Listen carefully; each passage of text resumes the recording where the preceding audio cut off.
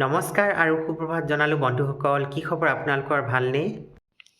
বিভিন্ন থাৰ্মকলৰ কাৰ্টুন আৰু ফল মূলৰ কাৰ্টুনত মই মাটি ভৰাই ঘৰৰ চাদৰ ওপৰত অলপ শাক পাচলি ৰুইছোঁ। আপোনালোকে ভিডিঅ'টো চাই বেয়া কমেণ্ট নকৰিব।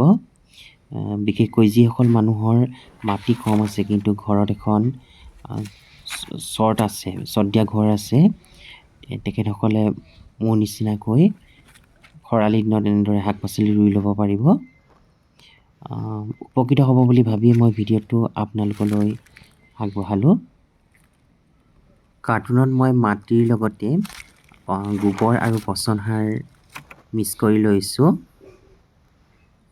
এনেদৰে মই লাই শাক, ৰচুন, পিঁয়াজ, আলু ৰুইছোঁ।